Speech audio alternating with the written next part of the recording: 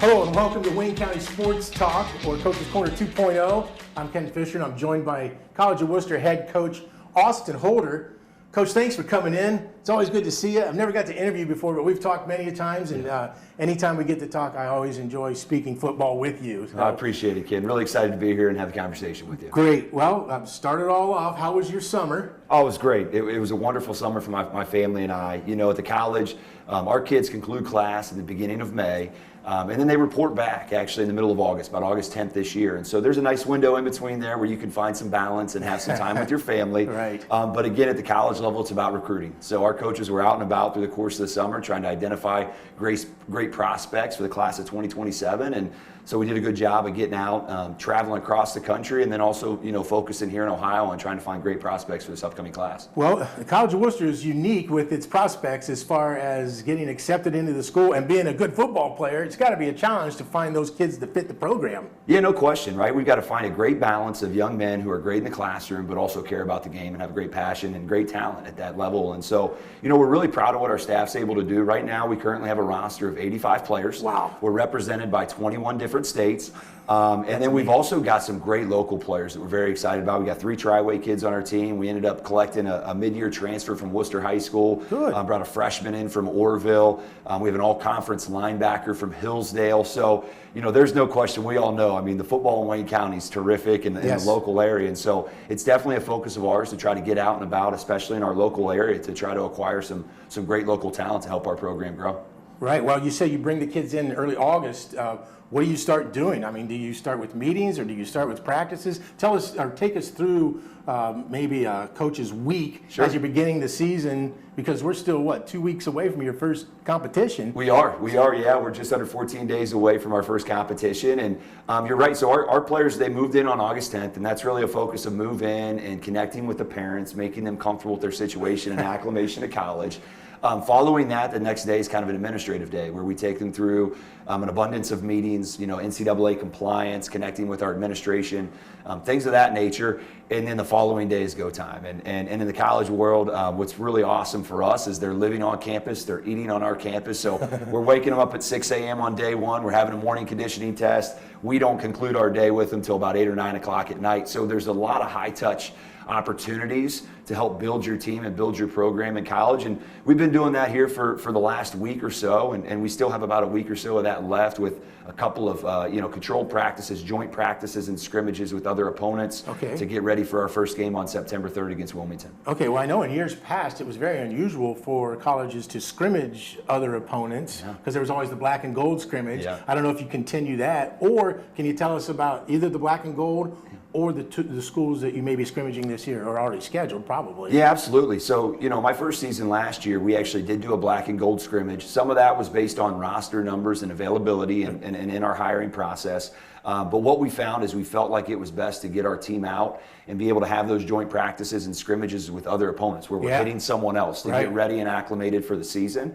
And so this upcoming Saturday at 9:30 in the morning, we actually have Otterbein University coming up to the PAP.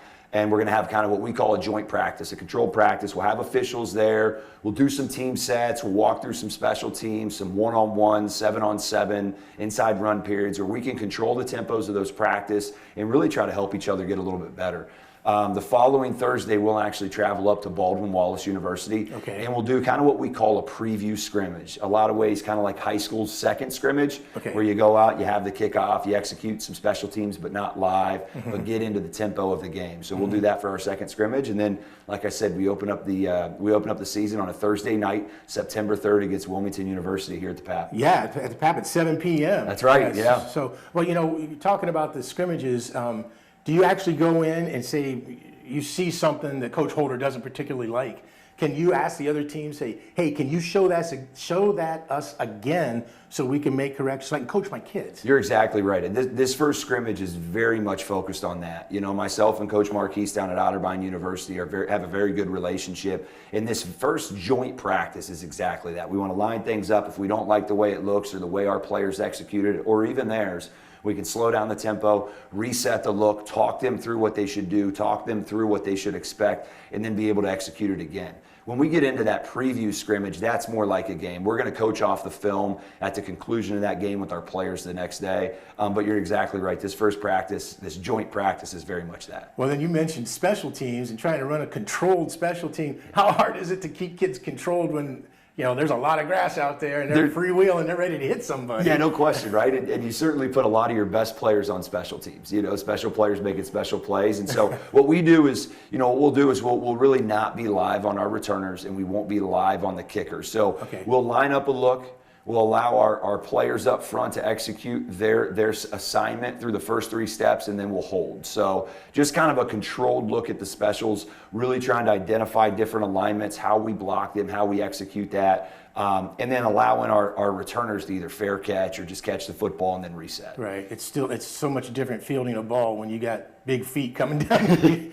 They sound like a herd of cattle coming at you and you're looking up at the ball. Absolutely. So it's got to be a challenge. Well, take us through a typical day for Coach Holter. Take us through a Wednesday practice. Wednesday. Yeah, absolutely. So try to get up at 6 o'clock in the morning and review the previous day's film. You know, really spend that first hour for myself reviewing the film.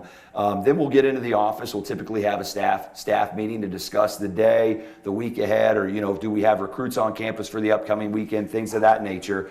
Following that, our players work out twice a week, depending on their academic schedules. So we'll be down in the weight room checking in on our players with Coach Wynn, who's our head strength coach. So we have a head strength coach at the college that oversees our workouts for our players. So those will happen in the morning. And then in between about 10 and 1 o'clock, I like to get out on campus and do academic checks. So try to check on our players, make sure we're showing up to class on time, we're doing the right things in the classroom, and connect in that manner, because coming to the College of Worcester, you certainly come in here to be very successful in football, but at the end of the day, you're coming here to get a great education. And so that's a big focus of mine and what we do. We'll have, at noon, we actually have a special teams meeting with our players on campus. So we meet them on campus from noon to 1 to have special teams review. And then we'll bring our players down at 3 o'clock for position meetings. So from 3 to 4, we'll have position meetings. Then we hit the field at 4 o'clock, and we kind of utilize that 4 to 6 slot to work with our players. At the conclusion of the day there at 6, try to get in, get a shower, get home, and spend a little bit of time with my family, helping with bedtime there. Well, that is awesome. Thanks for sharing that. It sounds like it's busy and requires the kids to become a little focused on their own responsibilities through the day. So yeah, absolutely. I mean, you're exactly right. When you come to college, it's certainly on you. We're going to help kind of identify the resources that you can use to be successful academically and athletically, but you have to take ownership in that yourself as well. So very encouraged what I've seen from our team in this first week, and excited to continue with them. Great. Well, this first segment was brought to you by Impressions Hair Salon and Spa, 5225 Cleveland Road in Worcester. You can visit their website at Impressions Hair Salon and Spa. So, Coach, thanks again for coming out. Looking forward to talking to you here in the future. Absolutely. Appreciate your time, Ken. We'll be right back after this.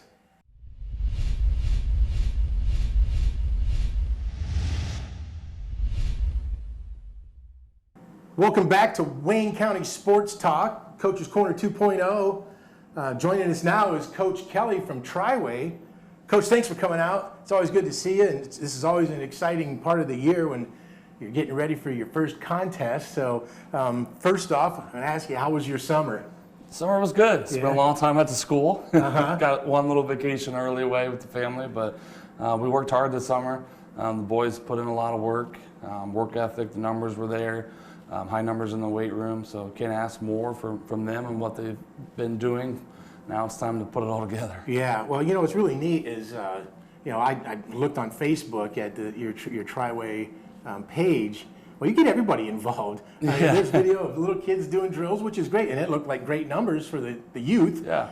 And then the mothers playing football. Yeah, you got to tell me about that. Yeah, that's a blast, and the moms love it. We'll get them in the classroom a little bit. We'll teach them a little bit about the game, about their son's position, how they play. Then we'll take them on the field, get them some drills. That their sons run their position drills and do some little bit of tackling. So it's a blast. That's great. Youth numbers are great. That tackling dummy's got to be wonderful for the women. Yeah, it's fun. They don't get often where you can hit your son, so tackle their son. I guess you can put your son's jersey on the tackling dummy and see what happens. It's a blast. It really is. And it's grown every year since I started it when I got here, and it's something that they look forward to. They don't always get involved in the football aspect of things, so it's fun to get them involved a little bit. Well, it is neat, and taking them in the classroom and letting them see that there's a little more to it than just sweaty clothes. Yeah, yeah. The mental side of it, they get open their eyes on how much goes into it. Right. So thus far, have you had any scrimmages and or passing camps, or take us what you've been through so far? We 7-on-7 all summer, the passing camps, and those went well.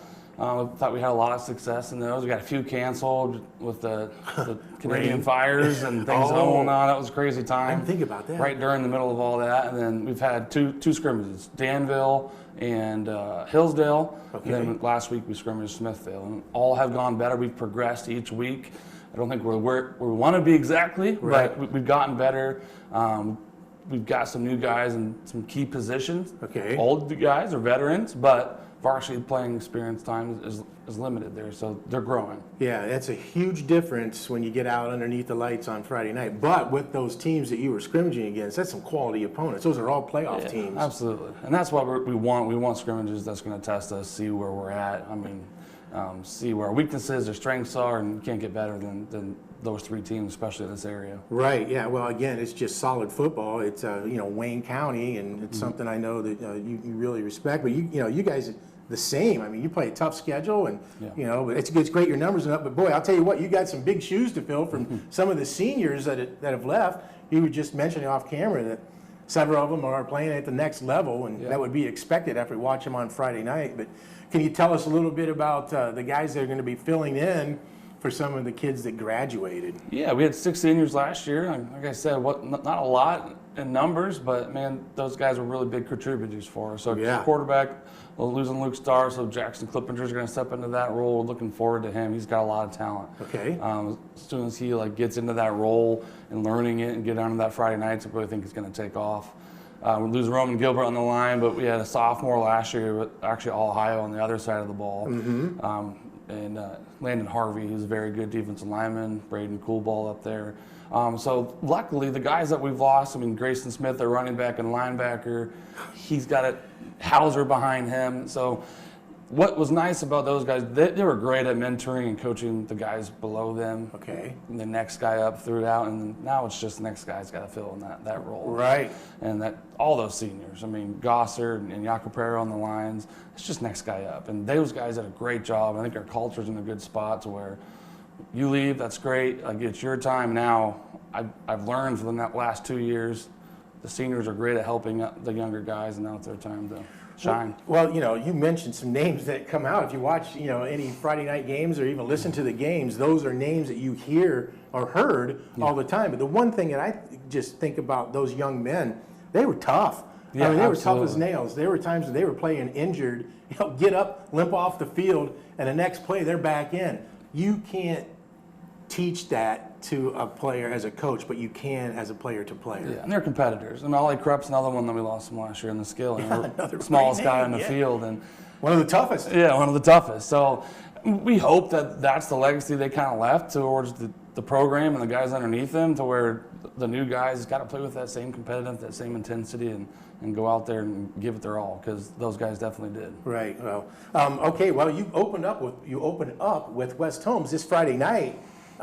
What is how many seasons in a row have you opened with them? It's been for a long, long time. Ever since when I went to school, we were scrimmaging or playing them week 1. I know it before that it was a couple of years. So I would say, it's over 20 years. Yeah, I thought almost 30. Yeah, could be. Could be. I haven't looked at that one. But that says a lot about the two schools, their willingness to compete against it. And in week 1, and you always know it's going to be very competitive. It's like the backdoor rivalry. Yeah, it always is. And we know them. We get a ton of respect for them down there. I mean, what they've done the last few years, what they've done for the last 20 years is impressive. So we know right from the get-go we don't get an easy game week 1. So we got to be ready week 1 right away. And we're excited for the opportunity. We always are. And luckily we're at home this week. So yeah, that's nice. We got to come up to our place. But I guess they're really big. Have you noticed that? Have you been able to see any of their film, or have you scouted? Yeah, absolutely. They're a very senior-heavy team, which it always makes you nervous. You got a lot of older veteran guys that have done it before. Big line up front, right? That's going to put their bodies into you and move you. And then they got tremendous skill on the outside as well. They got 3-4 receivers, veteran quarterback. So they're going to propose a lot of challenges. And we just got to make sure that we play our game. Week 1, there's a lot of unknowns. I mean, you only get 2 scrimmages. Right. And they don't show everything. We haven't shown everything. So right. those things that they haven't shown, can we be prepared for and just play how we can play? If we focus on us week 1, usually that means you're going to have a good week 1 and not make the mistakes. Well, even in saying that, sometimes you don't even get to put things in that you may want to, but it's just the time limitations and the lack of competitiveness. It's hard to get everything in by week 1. Right, for sure. And the scheme grows throughout the year, so you change from where we are now to where we are week 10 for sure. But yeah, we've got a lot in. We always do.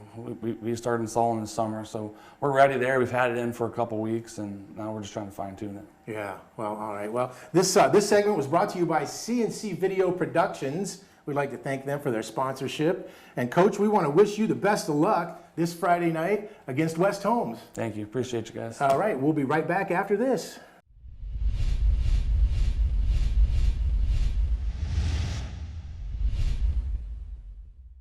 Welcome back to Wayne County Sports Talk, Coach's Corner 2.0. And joining us now is Coach Olson from Smithville.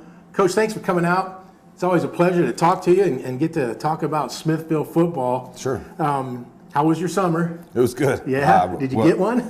Yeah. I mean, in our line of work, you know, it feels like it takes forever for football to get here. Oh. And then when it gets here, it's the fastest 10 weeks through the year, in my personal opinion. Once that game 1 hits, next thing you know, you're talking about playoffs. Oh yeah, yeah. And the way that the summers are done now, we do so much more in July. So it feels like you really kind of only have like the month of June to get prepared, to get prepared and get everything ready for it. Because once July hits, you know, you're allowed so many more instructional days. Okay. We can also do all of our acclimation days in July now. Okay. Because, you know, they're taking 12 teams to the playoffs, so they added that extra week of playoffs. They basically backloaded that into the summer. Okay. So you can do all your acclimation days in July and be ready to go full contact August 1st. Wow. So well, that's got to be a challenge though too, because I'm sure some of the families and such 100%. are planning their vacations at that time. Oh yeah. You know, we being a D6 school, you know, I mean, we have kids who are playing summer baseball. You know? Oh yeah. So it's an enormous juggling act. You know, whether I'm a fan of it or not is probably a different conversation. But you know, it's one of those things to where like at what point do you hit your tipping point to where we got to figure out a way to find a balance here? Because yeah, I mean, we're running football camp from basically July 4th all the way through the end of July, and then we're right into 2-a-days. Oh boy. So it's a different type of summer. Right. Well, okay. With that being said, passing camps or scrimmages, you know, what have you done that way with your group? So we threw with Worcester and Glen Oak. Okay. Glen Oak? Wow. Yeah. Threw with another couple schools, and then we were going to go to every year. Ontario hosts a huge like 30 to 40 team 7-on-7 tournament. Okay.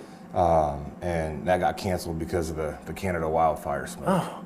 Yeah, you know, Cody said something about the wildfires canceling practice. So it's just been an odd summer between the air quality stuff, or you know, sometimes even the heat you know, kind of adjusted how we had to do some things. And but yeah, it's just one of those things where you have to roll with the punches. Well, last 11 days it's rained. 100%. I mean, that's crazy. It goes from one extreme to the other. But again, that's something you have to deal with. So obviously communicating to the athlete has got to be paramount. Oh yeah. I mean, we have all different kinds of methods for that. I mean, we have our, you know, the standard school messaging system. We have football messaging. I mean, you know, it's easier to communicate with kids and parents now than it ever has been. Sometimes that's not always the best thing either. So right, because they don't always pay attention, right? Yeah. So it's just a matter of, you know, getting the information out and communicating with the kids and being flexible. All right. Well, thus far with your scrimmages and that, you know, how's coach's overview as far as your group? I don't know that I'll just speak for myself. I'm never comfortable going into week 1. Okay. I still think there's just so many undecided things, and you know, scrimmages are one of those like necessary evils. We want to do them, we need to do them, but like you're just holding your breath the whole time. Yeah. Making sure you get out of scrimmages healthy. Right. But they're great because for a lot of us with like our roster size is 39. Wow. And you can't mimic in practice what you get in a scrimmage. Right. So you don't want the first game speed experience to be the First game. Friday night, yeah. But at the same time, it's just, it's a really tough thing to mimic. But, our scrimmage schedule, we did a try with Orville and East Knox, and then we scrimmaged Triway. Wow. So we purposely make our scrimmages Challenging. That's Yeah. that's quite a schedule. Yeah. Before getting into this season. So Well, I think it's you can approach scrimmages as one of two ways. You can almost try to get some confidence out of your scrimmages, or you can really challenge yourself to see where your team is early. okay. And we choose to challenge ourselves and see where we're at against two really good local playoff teams. Right. It just gives us a sense of where we're at currently and what we need to do to get better because our league and our season is no joke. Oh yeah. If you want to be the best, you got to play the best. 100%. And it doesn't matter when you play them, but you got to find out about your own group. Yeah. Can you tell us about some of the newcomers this year that are filling in for some of the guys that graduated last season? Fortunately, we've got a really good core of athletes back. Okay. Guys like Isaiah Lee, Brady Seidel, Zach Leno. They were all sophomores last year. Wow. And contributed. All got some form of either all district or all Ohio honors. So that's impressive. fantastic for us. Yes. But we lost every hand. We graduated every hand on the ground. Oh. So wow. both So sides of you the ball. are inexperienced up front. Yeah. So, and every year your line is the one that takes kind of the longest to gel. So compounded with a bunch of new faces, we're spending a lot of time and a lot of effort in that area. Yeah, that's got to be a challenge. Are the kids coming together? They are. They're working hard. They're doing really well. We're excited to see where they can go as the season progresses. Right.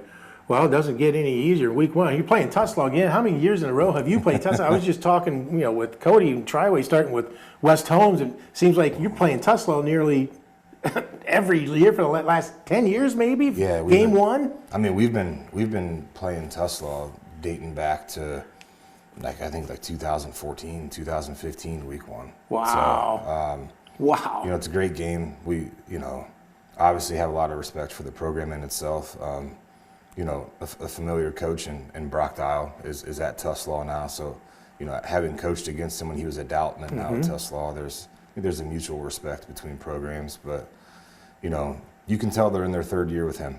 They're a disciplined football team. You can just tell by the way they play that, things are headed in the right direction. So we're preparing very, very, intentionally for what they do, which is, an old school under center 3-back. Wow. So they're going to line up and slam the football, which obviously is a form of football that we can appreciate Right. and respect. But it's something that, our kids don't see that. I was going to say, you don't see that very often because very few people do that anymore. Yeah. They're either split out, throwing the ball around, or, pro formation stuff with multi-formations. Yeah. But yeah, to line up like that and say, here we come. But again, Coach Dial, that's old Wayne County football. Yeah, that's a method and approach that we're familiar with. Right. Because, that's kind of how we've played football for a long time. So Right. We're really excited for the challenge and the opportunity. Right. Well, that's great. Well, Coach, we appreciate the time you came out and spend with us, and we want to wish you the best of luck against Tuslaw. I just need to say a couple things here. Thanks to Green Turf Lawn Services for sponsoring. And if you'd like to be a sponsor of the show, you can send us an email to WCSTCC2.0. Wow. at gmail.com. That is WCSTCC2.0. And you can find us on Facebook and Wayne County Sports Talk. So, and we'll eventually be on YouTube as well. So thanks for watching, Coach. Again, thanks for coming out. I want to wish you the best of luck against Tuslaw. Well, thanks to Kerry Weller and Mike Simon. I'm Ken Fisher saying hopefully we'll see you next week.